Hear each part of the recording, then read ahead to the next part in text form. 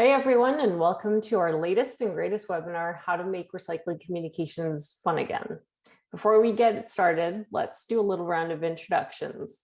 If you're not familiar with us here at Recollect Systems, we started in 2009, and Recollect offers digital tools to help our customers streamline solid waste and recycling communications. We're a group of solid waste professionals, public policy experts, data ninjas, and highly experienced educators who are passionate, purpose-driven people committed to changing the waste and recycling industry. Here today, we've got myself and my colleague, Kelly Millman. My name is Jenny English, and I've been working in the solid waste industry for over 10 years. I take great pride in having been a customer of Recollect prior to coming here. And that's just a little bit about me. Kelly, how about you?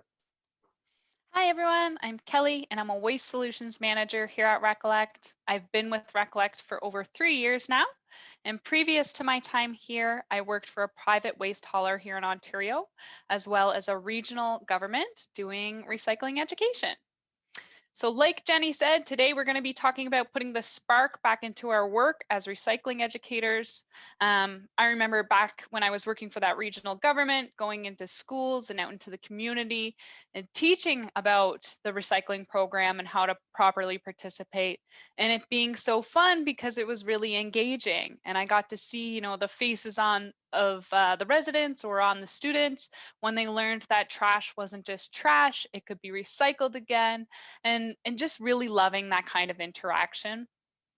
Unfortunately, that's not 100% of the work. There are limitations and challenges we face as recycling educators.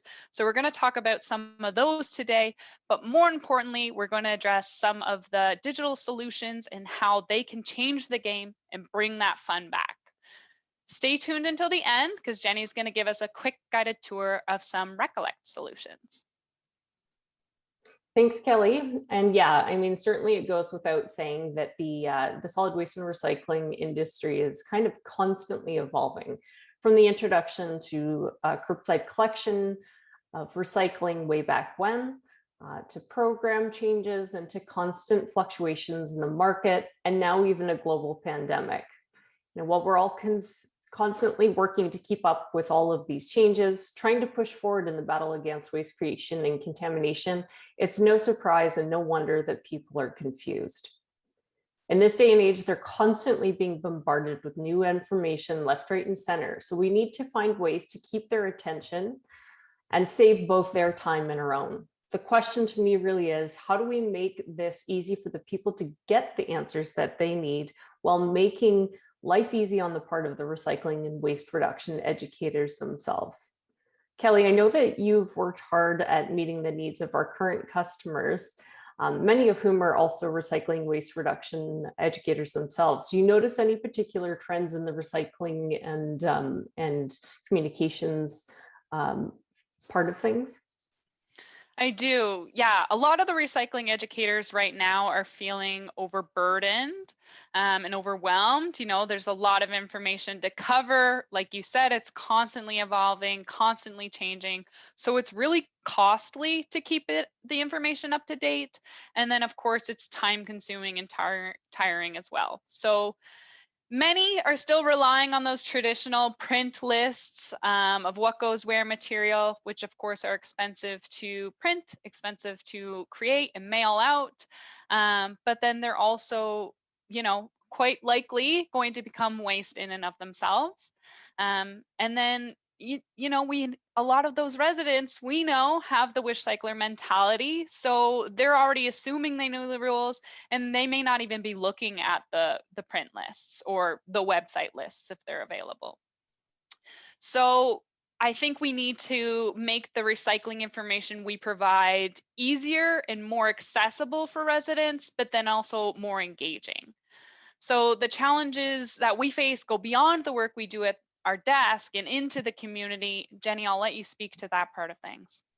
Yeah, totally. There's really no need to remind anyone of all of the challenges brought forward from going through COVID over the past year. And on a side note, isn't it kind of crazy to think that it's been a year? If only we knew. Anyhow, thinking back to the days when people would host different events, whether they be collection events or even like just say a community event where you've got a booth set up to provide education to your residents or customers, and trying to have them understand some of the services that are being offered to them.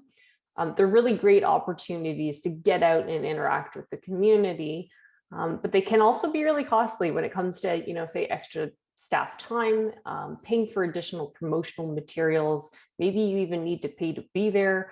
There's a lot of different moving parts there. But ultimately, I think one of the biggest challenges when it comes to these types of events is really hitting home with the message.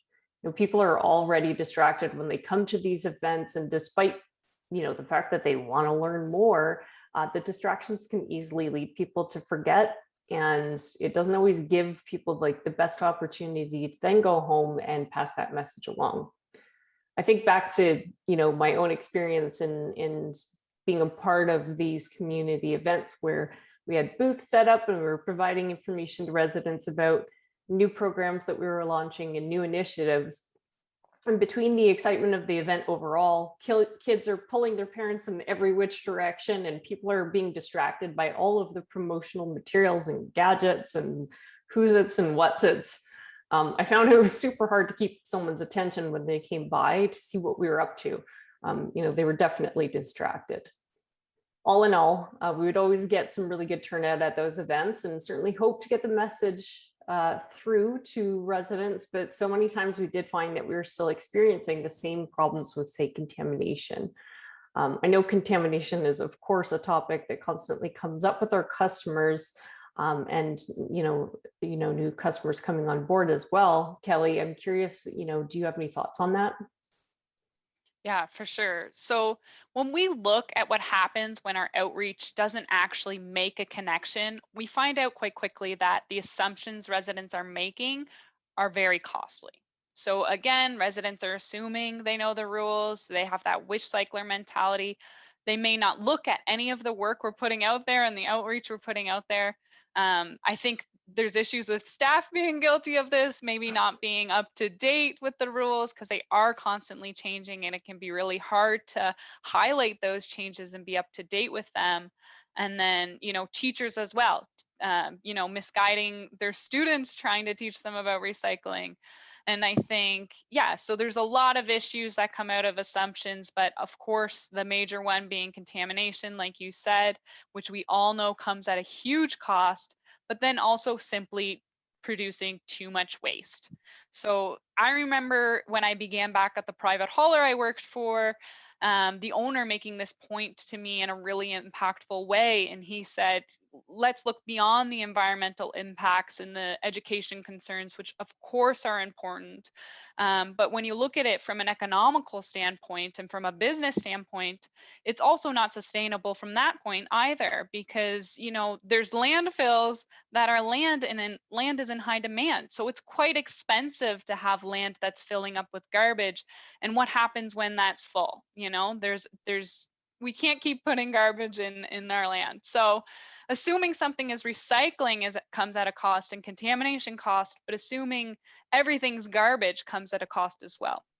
So there's a lot of factors to consider when it comes to the cost of recycling education. Jenny, I'll let you break down that economic side of things a little bit further. Yeah, happy to talk some dollars and cents for sure. Oftentimes when people are looking at new ways of communicating recycling and waste reduction information, the tendency is to sort of think of it as being a whole new and additional cost. The assumption is we're introducing this new thing, then we're only adding to the overall cost of the communications and education program. The reality is, though, that when you're introducing something new, especially something like digital communications, the idea is you should be able to move away from, some of the more traditional means of communication in light of going digital. As Kelly mentioned, many of our customers have saved money by, no longer printing collection calendars. They're not only saving on the cost of print and mailing them, but also just the cost of the staff time to create these things. Of course, it doesn't end there. So certainly, people have easy access to information that they need. They don't end up confused, or certainly it happens a lot less often. They don't feel the need to call in and ask a whole bunch of questions because they're able to easily find the answer. Obviously, this helps to cut down on staff time spent answering phone calls, and ultimately helps residents understand the right thing to do, leads to less money wasted on contaminated loads. When we look at, all the ways that communications can be costly, we find many of our customers actually end up with net negative costs by going digital. Let's say that a solution costs the same, a digital communication solution costs the same as it does to print and mail a calendar to all of your residents or customers.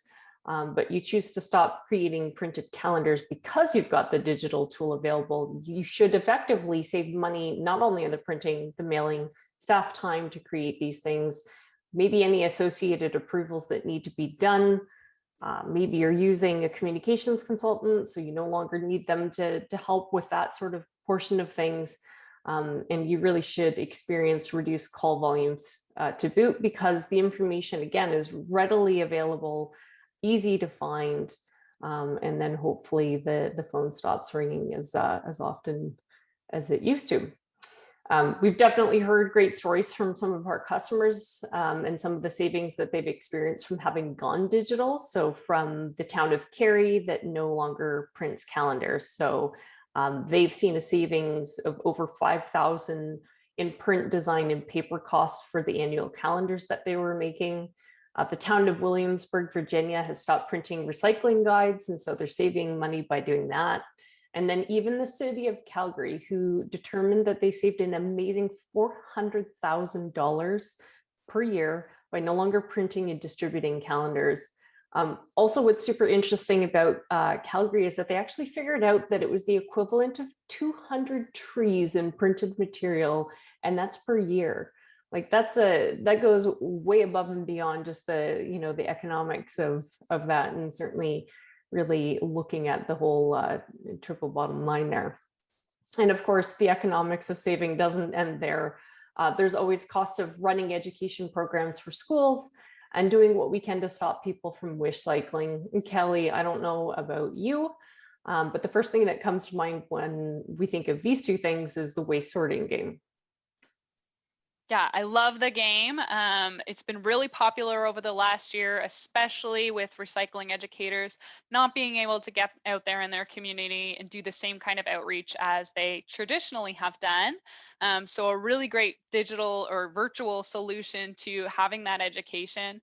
And it brings that spark back. So it has a really great interaction with residents.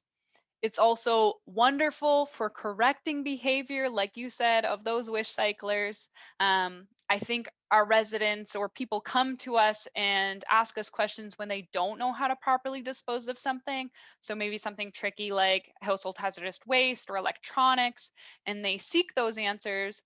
But what's hard is they think they're doing just fine with those everyday materials they're encountering. So playing that sorting game virtually is helping them to think more critically about the way they're disposing of everyday items and really working to clean up that contamination. So the digital solutions we provide also, provide residents or provide people with the opportunity to become curious again. So looking back at those days when we could attend events, the odd person would walk by, read our promotional material, and then say, now that I see you, I always wondered, why can't coat hangers be recycled, or why can't greasy pizza boxes be recycled? And so they were thinking about it because they were there in the moment. But online solutions in general, not just the game, a search tool like our Waste Wizard, is perfect for that. You can ignite that same curiosity residents have, but instead of being limited to a few annual events a year, you have them accessible for residents 24/7 on the website. So maybe they go to look up that household hazardous waste in the electronics, and while they're there, they think, oh, well, I've always wondered about that coat hanger. I've always wondered about the greasy pizza box. And so they keep searching, they keep engaging and learning with our material. And so that kind of online digital solution is what helps us to scale our education efforts, and part of why we're seeing such an increase in online education. Yeah, Totally. And back to a point you just made too, Kelly, when you talk about residents are searching for one thing and then, they kind of start, kind of gets the hamster wheel going and they're thinking, oh, what about this item and what about that item? Um, the metrics that we collect from our tools that actually prove that. So we see how many visitors are coming to the tool and how many times they're searching things. And, without fail, every single time we see more searches than the amount of people seeing the tool, which tells us they're searching for more than one thing while they're there. And, speaking of online education, I think it's something that's certainly been underway for quite some time. With the invention of the internet, it really created this whole new world of opportunity for people to start learning things. And when we think back to like the creation of things like Coursera or edX, people are now even able to take university courses and college courses right in the palm of their hands. And they can learn that wherever they've got a connection, right? They've got a Wi-Fi connection, off they go. They can learn just about anything. So you really can learn anything digitally these days. And nothing really made that any more obvious than, let's say, the last year, when just about the whole world had been forced to move to remote learning and communications. I really think that tended to highlight that for people. Yeah, and there's also been a very huge and very obvious shift to social media right now, which makes sense because it's fun, it's engaging, and it can be educational. So I know I'm not the only one who learned to bake bread this year and improve my cooking skills via Facebook videos or Instagram videos. So we got to start thinking, putting our recycling education on social media platforms is going to be impactful because we're meeting people where they're already consuming content. So they're already tuned into there. And we can kind of leverage that audience and lure them back to our central learning hub. So, we might share some content, share some very specific promotions, but link to our website and lure them in to continue to engage. And like we said earlier, they might come for one question, but then they're going to keep asking more. We have customers doing this already. So one great example is a customer that's doing Material Mondays. So they've identified some of their top confusing items and they're targeting them every Monday by sharing an image of that item, of course, telling residents how to properly dispose of it, how it's being incorrectly disposed of, and how that's becoming contamination. And then the third point, again, being the most important, they're linking to their tools online and asking, do you have any other questions? What else is confusing you? Come on over to our website and interact with our Waste Wizard search tool. You can learn more. So that can be really impactful in and of itself. Social media can also provide the opportunity to create relationships with our residents. So we are starting those conversations and letting them know that they're the trusted source of information, or the trusted source of information is their community, to come to their community. Yeah, I think it's super important, to really get your brand and get yourselves out there and known.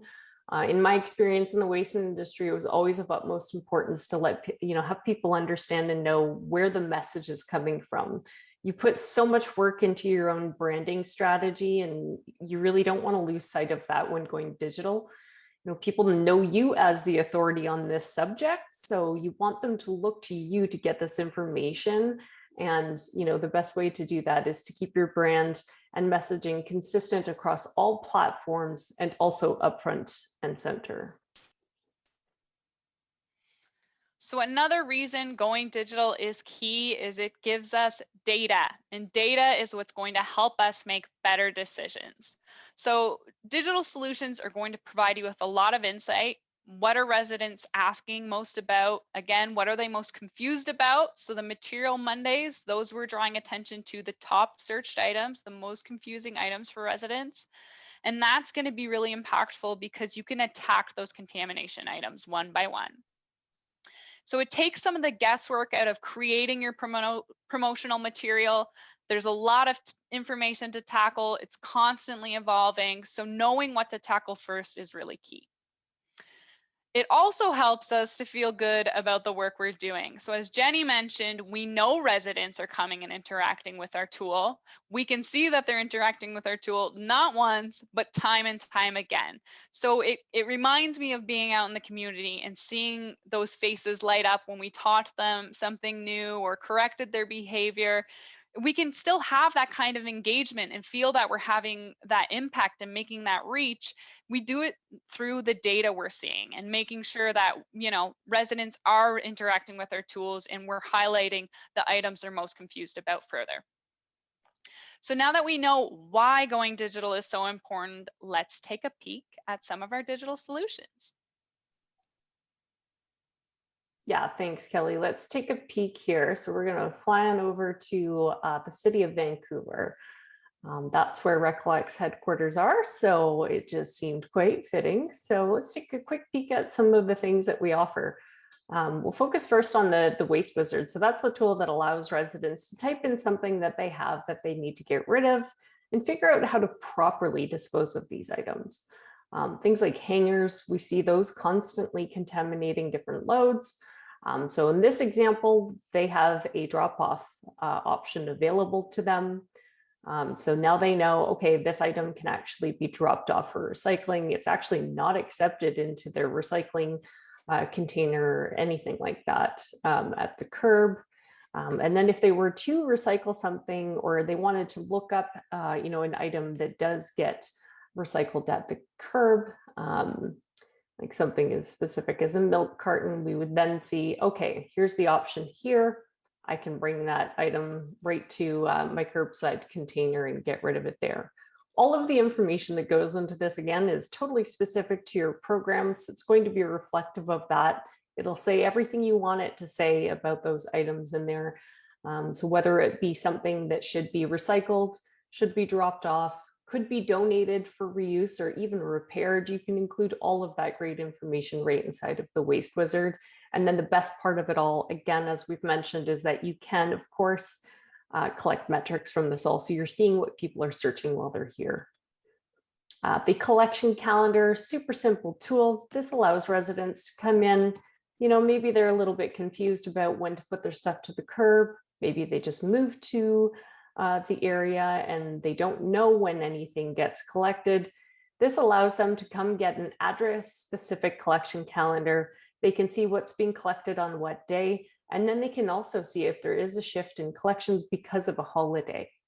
So we can actually see that here at this address. There is in fact a shift in the calendar to the Friday. So now the resident knows they're not going to put their stuff to the curb on the wrong time, the wrong day. And hopefully they're not going to end up calling because they can see what needs to be done. You're also able to send service alerts through this tool so that in the case that there's an issue with maybe a truck or there's a weather related event, you can send a message out to the people who are being affected by that and let them know, hey, we're running late, whatever that message should say. And just as we can see up here, we do offer you the ability to also include educational or promotional type of information there as well. So we call that a campaign, and that effectively goes out with any reminder that a resident does set up, which they have the ability to do here. We can see some of the options available to them. Another awesome option here is the waste sorting game. So the waste sorting game is just a fun little interactive tool. It lets people come test their knowledge. So if they think they know what they're doing, hopefully they do, and we can test them on that. So when they play this, they have multiple different levels where they get to try recycling or disposing of certain materials. This option here, we see a mirror window glass, and they can drag and drop that material into any one of the options. And here, I just happen to know that it goes into garbage, or at least I hope I'm right. So I'm going to put it there. Turns out I get it right. Certainly, they get lots of different materials for each different layer of the game. And then once they pass through that, they're actually able to build a fun little park. And we have jumping fish here. So it's a fun little interactive game. And then once they get to the very end, they can actually create a certificate. And they can show off that they know how to recycle in the area. Another tool, so let's fly on over to the folks over in the city of Atlanta, but another tool that we have is what we call our special collection tool. So this is something that allows residents to book a collection for something like a bulky item. Now this could be, used for a lot of different programs. We see over in Cambridge, the folks are using this tool for mattresses specifically. So again, just going to be reflective of your program. So once I enter in my address, the system determines I'm at an address that receives this program, and then I can go ahead and pick and choose what it is that I have that I'd like to get rid of. So if I pick a couple of items here, then I can carry forward, and the system will then provide me with a list of dates and times, dates where I can actually place that to the curb. That's that in a nutshell. The other thing here too is that we do have a mobile app version of these tools in both the Google Play and Apple App Stores. And so again, we're seeing that branding and messaging consistent with what we've seen on the website. It's kind of called whatever the municipality or the hauler wants to call it. Residents resonate with that. They understand that's where their collections are being are coming from, and they're able to easily find that as well. So that is pretty well it. A little tiny tour in a nutshell there. Well, thanks, Jenny. It's always good to see our tools at work. Before we go, just to wrap things up, again, I want to just reiterate that as recycling educators, we really do need to work on making our efforts impactful and scalable. We can't rely on the stagnant, costly print and the traditional methods of outreach, certainly not in today's world where COVID has been such an effect. And I'm sure much of you would love to get out there and educate residents one by one on how to properly participate in their programs. We're very limited. We're only a team of one or two in many cases. So we need to start relying on digital solutions. Going digital is going to give you the opportunity to put the fun back in recycling, to start conversations, see the interactions, and feel good about the difference that you're making. So if you want to learn more about Recollect, please visit our website, recollect.net. You can download our fact sheet there, or you can schedule a call to talk under our Let's Talk section. We would love to learn more about your challenges, your outreach approach, and how we might help. Thank you all for joining us today. Thanks.